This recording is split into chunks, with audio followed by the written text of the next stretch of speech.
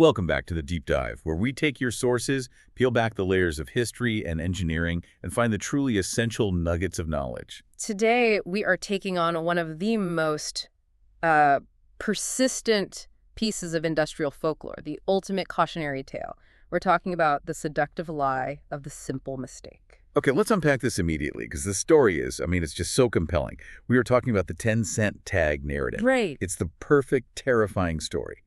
A giant, multi-billion-dollar nuclear facility, a fortress of, technological sophistication, brought to the very edge of catastrophic failure by the cheapest, most insignificant object imaginable, a small paper maintenance tag. The story goes that a worker, maybe a bit careless, just left this tag dangling, and it just happens to obscure a single critical indicator light on this massive control panel. The one light they needed to see. The one light. So when the inevitable emergency hits, the operators, they're in the heat of the moment, they're under immense pressure, and they miss the one crucial piece of information they need to understand what's really happening. So the machine nearly melts down because a 50-cent light bulb was hidden by a 10-cent piece of paper. Exactly. It's the ultimate parable of human error defeating our own complexity. It's concise, it's dramatic, and I've seen it cited in countless safety manuals and engineering lectures for decades. It implies that safety is always just one tiny oversight away from disaster. And that is precisely why we have to acknowledge right up front that this specific narrative, this idea of a 10-cent tag obscuring the one light that caused a major U.S. nuclear meltdown, is a misconception. Ah, so it's folklore. It is. It's industrial folklore. Now, a maintenance tag did play a role in a real event, a very serious one, but the folklore greatly simplifies and, frankly, dramatizes the real problem, which was a deep underlying systemic failure. So our mission today is a corrective one. We are substituting the quick, easy lie with the long, terrifying truth. That's the goal. The real story isn't about one single dramatic error. It's about layers of systemic failure, organizational rot, and the true fragility that lies just beneath the surface of our most complex technology. And to get to that truth, we are centering this deep dive on one specific place, the Davis-Besse nuclear power station in Oak Harbor, Ohio. Right, because Davis-Besse is the perfect case study. It didn't have one dramatic near miss. It had two distinct, massive near catastrophes that perfectly encapsulate the two major ways complex systems can fail. Okay, so what are the two events? First, we're going to look at the 1985 loss of feedwater incident. This is the event that contains the factual seed of that tag folklore. It was a rapid, human error-driven cascade where poor maintenance left the control room essentially flying blind. It happened in minutes. A quick sprint to disaster. Precisely. And then we pivot to the truly unnerving event, the 2002 reactor head corrosion. This was not a quick sprint. This was a 6-year, slow, silent decay of the entire safety culture at the plant. 6 years. 6 years of neglect that left the entire reactor core protected by a layer of steel as thin as a coin. Wow. Okay, so our roadmap is set. First, we'll look at the historical and theoretical pressures that were building up. Second, the rapid near snap of 1985. Third, that slow, silent near catastrophe of 2002. And finally, we'll look at the flood of consequences that came after, the things that forever reshaped how the entire world viewed nuclear safety. To really understand why these failures hit so hard, you have to rewind to the cultural pressure cooker of the 1970s. This wasn't just another decade.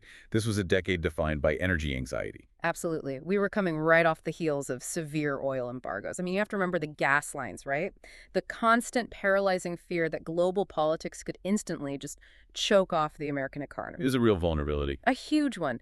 And in that environment, nuclear power wasn't just presented as another energy option. It was pitched as a strategic imperative. It was the future. It was sold as the absolute solution. Yeah. The promise was total energy independence, boundless clean power, and, the ultimate monument to human ingenuity and our scientific mastery over nature. And plants like Davis-Besse, which was named for John K. Davis and Ralph M. Besse, they were the physical manifestations of that dream. They were these technological cathedrals. So when did it come online? Davis-Besse was licensed to operate on April 22, 1977. It was a state-of-the-art pressurized water reactor. The theory behind it was simple, at least on the surface. Build redundancy upon redundancy and design out the very possibility of human error. make it foolproof. But the very complexity that was intended to provide that safety, it immediately started showing cracks. Just 5 months after it went live, the plant experienced its first major precursor incident. That's right. On September 24, 1977, the plant had to shut down because a pilot-operated relief valve, which everyone in the industry calls a PORV, it got stuck open. Okay, what does a PORV do, and why is that a big deal? Its job is pretty simple. It's a safety valve. When the pressure inside the reactor system gets too high, it pops open to relieve that pressure, like a pressure cooker. But the problem is when it gets stuck open. When that happens, it just keeps venting, continuously draining the primary cooling system of vital water. It's an incredibly serious event. Wait, a stuck-open PORV in 1977 at Davis-Besse. That sounds familiar. How does that connect to the broader narrative of nuclear failure? It's a critical historical marker. That exact failure mechanism, a stuck-open PORV that the operators didn't realize was stuck, causing a loss of coolant, that was the initial technical malfunction that triggered the entire 3 Mile Island, or TMI, incident in March of 1979. So Davis-Besse had a warning, a preview of that exact systemic vulnerability almost 2 years before TMI became this huge cultural catastrophe that shattered the public's perception of nuclear safety, not just in the U.S., but globally. They had a dress rehearsal for the TMI accident. And TMI was really the moment the industry story of absolute perfection just died. It set the stage for relentless scrutiny of every other plant. But what's fascinating here is that academics had already predicted that these kinds of failures weren't really accidents, but something inherent to the technology itself. Exactly. This is where we need to introduce the theoretical framework for this. If we want to move beyond just blaming a single lazy worker or a single malfunctioning part, we have to understand the concept of the normal accident. This was articulated by the sociologist Charles Perrow. Right, and it's a game-changing idea. So let's define this clearly for everyone. Perrow argues that in certain high-risk, complex systems, failures aren't an aberration. He says they are normal. They are statistically inevitable, not because of bad parts or bad people, but because of the system's very design. Yes, and he points to 2 specific design characteristics that make these accidents inevitable. Okay, what's the first one? The first is interactive complexity. In a system like a nuclear reactor, you have thousands of interconnected components. It's not a simple assembly line. When minor components fail, they don't fail in isolation. They interact with other components in unexpected, non-linear ways that even the original designers couldn't possibly anticipate. So it's not a simple case of A causes B. It's more like A fails, which then causes system C to overload, and because C is linked to subsystem D, which just happens to be undergoing routine calibration, the combination of all those things produces an entirely novel failure, mode X, that no one has ever seen before. You've got it. It's like chaos theory applied to industrial machinery. The system is just too vast and too tightly interwoven for a single human mind, or even a team of them, to model all possible failure paths at the same time. You get this unpredictable cascade effect. Okay, that's interactive complexity. What's the second characteristic? The second is tight coupling. This means there is absolutely no operational slack in the system. Everything happens too fast.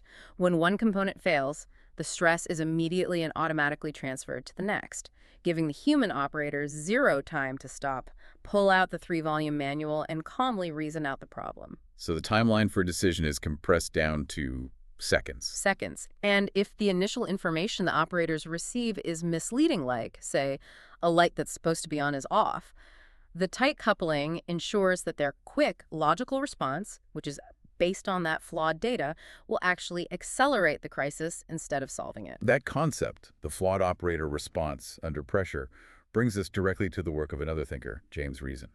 He focuses much more on the human element. He does. He gives us a sort of diagnostic tool for how these inevitable accidents actually play out in the real world. He called it the Swiss cheese model. Right.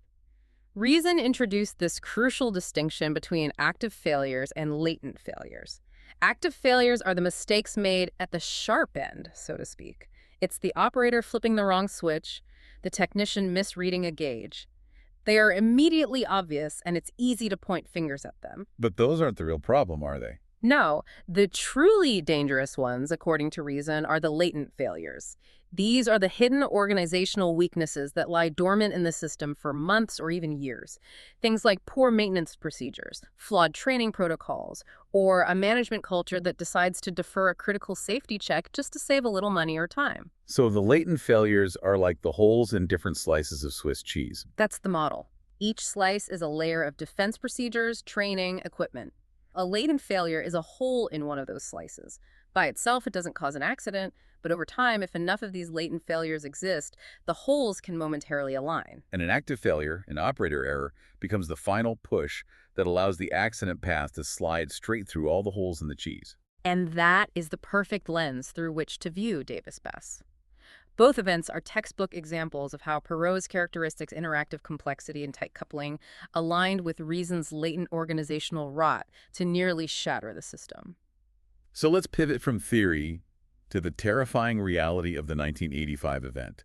This is the one that contains the factual kernel of that 10-cent tag folklore. The date is June 9th, 1985. The NRC later labeled this, and I'm quoting, one of the most serious nuclear incidents in the U.S. And what's so fascinating here is that the foundation of the disaster is laid long before the alarms went off. It was, just as we discussed, a latent failure disguised as a completely mundane maintenance task. So walk us through the setup. What were the technicians trying to do that day? They were just clearing a blockage in a water filter, a very routine job in the main power system. To do this safely, they needed to isolate the piping. And as part of that procedure, they closed two specific backup valves, valves 1709 and 1710. And these valves were important. Absolutely critical. These two valves controlled the flow of water from the emergency feedwater system, which is the plant's ultimate life insurance policy, directly to the steam generators to cool the reactor down in an emergency. Okay, so the valves are closed for maintenance. That seems like a standard procedure. Where did the latent failure, the hole in the cheese, enter the picture? The maintenance was completed. But the crucial final step in the procedure reopening those two essential valves was skipped. It was just missed. How does that happen? Our sources highlight that the organizational lapse was twofold. First, the technicians failed to properly sign off on the closure tag removal in their paperwork, so there was no official record that the valves needed to be reopened. And second, a simple paper maintenance tag, the actual piece of paper referenced in the folklore, was left dangling over the switch on the main control panel. And what was it covering? It was physically obscuring the two small indicator lights for those two valves. Wait, hold on. So the physical tag wasn't covering a light that showed the immediate failure, like an alarm. It was covering the lights that showed the status of the backup system that was supposed to save them from a failure. Precisely. This is the crucial detail the folklore gets wrong. The operator's perception, looking at their board, was that the emergency feedwater system, the EFS, was ready to go. They saw the EFS pumps were online, the control logic was green. Everything looked fine. But it wasn't. It wasn't. The physical pathway for the water-through valves 1709 and 1710 was blocked.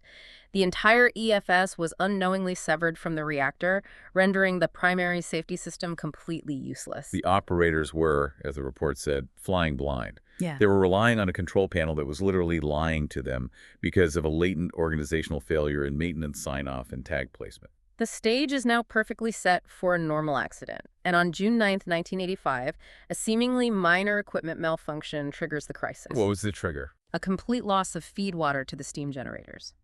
It was caused by a pump trip and a related operator error. This, in turn, triggered an automatic reactor scram, which is an emergency shutdown. So the nuclear reaction, the fissioning, is stopped. Correct, but the reactor core is still immensely hot from what's called decay heat. It's like turning off a stove burner. The burner itself is off, but the element is still red hot and you have to keep cooling it. You need a constant flow of cooling water. But now, the standard feedwater system had failed. So now the control room, manned by operators Faust, Zooey, and Frederick, they have to rely on the safety systems. But they're operating under the influence of that latent failure, the closed valves and the obscured indicator lights. And this is where Perot's tight coupling hit instantly. When the feed water was lost, the temperature inside the primary cooling loop soared, and that led to a massive rapid spike in the system's pressure. This is the moment we need to slow down, because it seems counterintuitive. Why, if they just lost feed water, which means less water is entering the system, did the pressure spike so dramatically that they would assume they had too much water? This is a perfect example of interactive complexity confounding human logic under extreme pressure. They didn't see a drop in water level first. They saw a rapid, dangerous spike in primary system pressure. Okay. In some accident scenarios, like certain sudden temperature changes or pump issues, the system can momentarily act like it is going solid. That means the fluid is expanding or the pressure is rising so fast that it threatens the physical integrity of the reactor vessel itself. It's one of the most dangerous conditions you can have. So the immediate symptom they saw was dangerously high pressure, which suggests overpressurization. The root cause, which was actually low water, takes longer to manifest as a visible drop in the level readings on their gauges. Exactly. And given their protocols, the operators focused on the immediate, critical, life-threatening symptom, that pressure spike. Their training would have conditioned them to do one thing above all else: prevent a catastrophic overpressurization if the system appeared to be going solid. And what did they do to prevent that? They made the calculated but utterly catastrophic mistake. Following their training for that specific symptom, they manually throttled back the high-pressure injection pumps, the HPI pumps. What are the HPI pumps? They are the heart of the emergency coolant delivery system. They are designed to force water into the reactor core under immense pressure to cool it down. And the operators were actively starving the reactor of the very coolant it needed to remove that decay heat and save the core. They were fighting the wrong emergency. This is the collision of reason and prose theories in real time. Their active failure throttling back the pumps was entirely logical, based on the misleading information provided by this complex, tightly coupled system. A system which was fundamentally compromised by latent failures that happened weeks or months before, the forgotten closed valves. And the control panel just kept lying to them. It did. The indicators for the HPI pumps themselves were green, showing they were operating. This just reinforced the operator's dangerous assumption that the pumps were adding water when they shouldn't be. They had no idea that the water was just hitting the closed valves 1709 and 1710 and going nowhere. All blocked by that organizational lapse, symbolized by one misplaced maintenance tag. How close did they actually come to disaster, and how was the real problem finally uncovered? They were frighteningly close to uncovering the core, which is the first step toward a meltdown. The pressure was dropping, sure, but the water level was still dangerously low. The system survived not because of the operator's actions, but really in spite of them. So what saved them? The recovery was only initiated when another engineer, not one of the primary operators, who was cross-referencing multiple potentially conflicting gauges, realized that the current pressure and temperature readings simply did not align with a going solid scenario. The numbers just didn't add up for that diagnosis. It took someone breaking free of that initial logical diagnosis to realize the system was suffering from a catastrophic loss of flow, not an excess of pressure. Right. And the NRC's official report on the incident, which is known as NURE 1154, was incredibly blunt. While it detailed all the mechanical failures and the operator errors, it placed the ultimate underlying blame on and I'm quoting here, lack of attention to detail in the care of plant equipment. So it was a system failure, a cultural failure, not a simple error. Exactly. The 1985 event proved that the organizational culture at Davis-Besse was already weak enough to allow a simple maintenance checklist oversight and a dangling paper tag to nearly kill a multi-billion-dollar facility. If the 1985 incident was a terrifying, minutes-long sprint to the brink, then the 2002 Davis-Besse incident was a slow, agonizing crawl toward catastrophe. This failure revealed a much deeper, more insidious organizational disease. I think this one is much scarier. This wasn't about seconds of confusion in a control room. This was about 6 years of chronic, conscious neglect. The invisible enemy in this chapter of the story was boric acid. Okay, explain that. Why is there boric acid in a reactor? To understand the mechanism, you first need to know that borated water is intentionally used as the primary coolant in a pressurized water reactor. Boron is what's known as a neutron poison. It absorbs neutrons and helps control the rate of the nuclear reaction. It's a key part of the design. But it's also corrosive. Highly. And starting around 1996 and continuing all the way through early 2002, the reactor vessel head, that's the massive steel cap that sits right on top of the reactor, had a persistent low-level leak of this borated water from nozzles where the control rods go through. So we're not talking about a sudden pipe burst. This was a slow, persistent drip. And was this known? It was absolutely known, or at the very least highly suspected. The reports detail that it was consistently ignored, downplayed, or deferred by the plant's operator, First Energy Corporation. What does the leaking acid do? When this borated water leaks onto the hot carbon steel surfaces of the vessel head, it evaporates, and it leaves behind these highly concentrated boric acid deposits. These deposits, when they're exposed to heat and moisture from the air, create a slow, relentless acid bath. It's like chemical destruction masquerading as a harmless water stain on the ceiling. That's a perfect analogy. The borated acid just eats away at carbon steel. Now, the reactor vessel head is typically made of several inches of robust, thick carbon steel, and it's lined on the inside with a thin, corrosion-resistant stainless steel cladding. The acid went to work, silently eating away at that critical structure from the outside in. And this quiet decay just continued for years until the plant shut down on February 16, 2002 for a scheduled refueling outage. Yes. It was only because they had to remove the control rod drive mechanisms for the outage that they finally got a clear, unobstructed look at the top of the vessel head. And what did they find? The terrifying fulcrum moment came on March 5th, 2002. Inspectors discovered what they first thought was just some minor damage, some rust staining. But upon closer cleaning, they found a massive cavity. It was later widely described as a football-sized cavity that had been eroded straight through the carbon steel of the reactor pressure vessel head. A football-sized hole in the top of a nuclear reactor. That's breathtaking.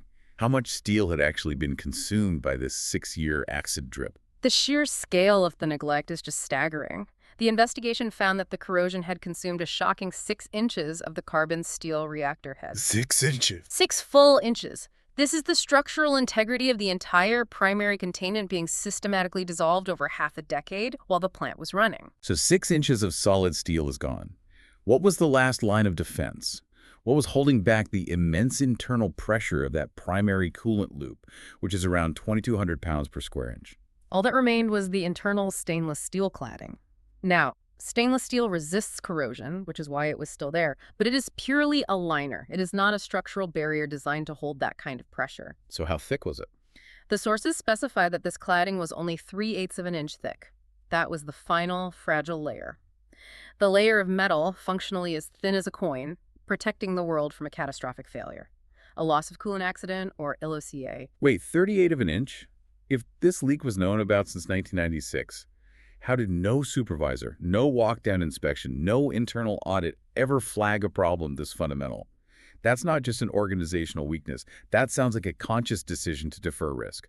You've just hit the core insight of the 2002 event. This wasn't normal accident theory in the sense of interactive complexity overwhelming operators in a crisis. This was a complete and total failure of safety culture and management. They chose to ignore it. Detailed NRC investigations later showed that FirstEnergy had multiple opportunities to identify and fix the leak. They deferred necessary inspections, they rationalized the boric acid crud, as they called it, as non-threatening buildup, and they even manipulated reports to avoid long and expensive shutdowns for repairs. That makes the cost analysis so much more meaningful. The ghost in the machine wasn't some random failure. It was the slow, steady rot of a safety culture. And the financial and regulatory consequences reflected that severity. The repairs and safety upgrades needed to get the reactor running again were estimated to cost the corporation a staggering $600 million. And that wasn't just for a new part. No, that massive cost wasn't just for welding a new head on the reactor. It was for overhauling the steam generators, upgrading safety systems, and implementing new draconian inspection protocols to ensure this silent decay could never, ever happen again. And the NRC came down hard on them. They did. They imposed a massive $5.45 million fine on FirstEnergy, which at the time was the largest civil penalty in the agency's entire history. But it didn't stop there, right? The government got involved. No, the real sting came from the Department of Justice. FirstEnergy later paid an additional $28 million in fines and penalties as part of a settlement with the U.S. government. And the reason that settlement was so large was for explicitly misleading regulators about the severity and the persistence of the problem. So it wasn't just negligence, it was fraud. Essentially, yes. They didn't just ignore the leak, they actively downplayed the evidence of degradation. They hid the problem. So the reactor was eventually restarted in March 2004, a full 2 years after the discovery. And while the NRC did eventually renew its operating license much later, in December of 2015 until 2037, that renewal only came after a complete multi-year, multi-million-dollar institutional reset. The 2002 silent near catastrophe became the definitive cautionary example of organizational risk in the entire nuclear industry. If we step back now and connect the dots between these two Davis-Bessa failures, the rapid sprint of 1985 and the 6-year crawl to 2002, we can start to see the causal chain that led to the collapse of public confidence and really the end of the American nuclear dream. To do that, we have to briefly put the granddaddy of all nuclear crises, 3 Mile Island in 1979, back into its proper context. TMI was the technical failure that proved to the public that the engineers, the procedures, and the systems could all be wrong at the same time. The confusion at TMI, which also involved that stuck POV and operator misdiagnosis, led to the infamous flammable hydrogen bubble inside the containment building. The sheer uncertainty over whether that bubble would ignite, combined with the evacuation of pregnant women and small children from the area, turned it from just an engineering failure into a full-blown geopolitical crisis. And then the president got involved. The moment President Jimmy Carter visited the TMI control room on April 1st, 1979, dressed in those protective booties, that image cemented in the public consciousness the idea that this technology was intrinsically dangerous and maybe inherently ungovernable. And the collective impact of TMI, followed by the terrifying cascade of latent failures in 1985 at Davis-Besse, and then the shocking willful neglect revealed in 2002, created a complete and utter freeze on the industry. How brutally direct was that impact on the industry's growth? Brutally direct. Before TMI, the U.S. had over 100 new reactors either planned or already under construction. After TMI, and reinforced by the lessons of Davis-Besse, the industry's momentum was shattered. Not a single new nuclear plant was ordered in the United States for 3 decades. 3 decades. The narrative of absolute safety was dead. It was replaced by a deep-seated public and regulatory distrust that lingers to this day. And the ensuing congressional scrutiny was intense. Our sources note that the hearings after these events revealed a disturbing, recurring pattern across the industry: ignored warnings and insufficient training. This wasn't random bad luck. This was a predictable failure to manage complexity. Which raised the pivotal question for the entire industry. If we cannot design a system where accidents are impossible, which is Perot's thesis, how do we design systems that are forgiving of human error and organizational weaknesses, which is Reason's thesis? This is where human factors engineering really came to the forefront of the conversation. The ultimate systemic consequence of these incidents was a massive reevaluation of the human-machine interface. Exactly. The control rooms had to be completely redesigned. The industry learned the true lesson of the tag, but they broadened it. They had to assume that active failures, like operator mistakes, and latent failures, like maintenance lapses, were inevitable. They were going to happen. So you designed for failure. You designed for failure. Control panels must be designed so that one critical indicator light can't be easily obscured. Systems must be physically and logically separated to prevent that tight coupling effect. And training must simulate the complex, nonlinear cascades that Perot predicted, not just simple, by-the-book failures. The industry learned that the problem wasn't necessarily the operator's competence. It was the system's propensity to mislead a perfectly competent operator during one of these tightly coupled crises. And so every safety protocol, every training simulation, and every indicator light arrangement in every nuclear plant that is operating in the world today was directly shaped by the terrifying lessons learned from Davis-Besse, both in 1985 and perhaps even more profoundly in 2002. So where does this leave us? We started this deep dive by debunking a piece of folklore, the dramatic, simple story of the 10-cent tag error. But we replaced it with 2 real, separate near meltdowns at Davis-Besse that are far more instructive about the real nature of fragility in our complex systems. We contrasted the 1985 failure, that rapid, seconds-long collision of interactive complexity and latent maintenance failures, resulting in operators actively fighting the wrong emergency. A system nearly killed by a procedural checklist omission and one misplaced piece of paper. And we contrasted that with the 2002 failure, the 6 years of silent rot where management deferred maintenance, allowing boric acid to literally dissolve 6 inches of steel. A failure of culture and oversight that left the world hanging on a 38-inch coin-thin layer of metal. So our core insight for you, the listener, is this. The organizational culture is the ultimate safety system. A multi-billion-dollar technological fortress can be brought to the brink by either a momentary procedural lapse or a prolonged, calculated culture of neglect. The complexity allows for both sudden, dramatic collapse and slow, silent decay. The true fragility, then, is not found in the physical engineering, not in the strength of the steel or the redundancy of the pumps. The true question of the hinge is fundamentally about the organizational and the cultural engineering that protects it. It's about the leadership choosing whether or not to pay attention to that slow drip or that misplaced maintenance tag or that nagging discrepancy in a report. Which leads to our final provocative thought. If the most rigorously regulated, highly engineered industry in the world of nuclear power can be brought to the absolute edge of destruction by an ignored checklist or an organizational culture that just accepts rest, What does that tell us about all the other complex infrastructure we rely on every single day? What other invisible hinges is our modern world turning on right now? Is the greatest danger the sudden explosive failure that generates all the headlines? Or is it the slow, quiet, systemic rot we choose to ignore in our complex systems? Our air traffic control, our aging power grids, or even the organizational structures of our own companies. It gives you something to mull over the next time you see a small, seemingly insignificant maintenance tag dangling somewhere. Thank you for joining us on this deep dive into the hidden hinges of history and technology. We'll see you next time.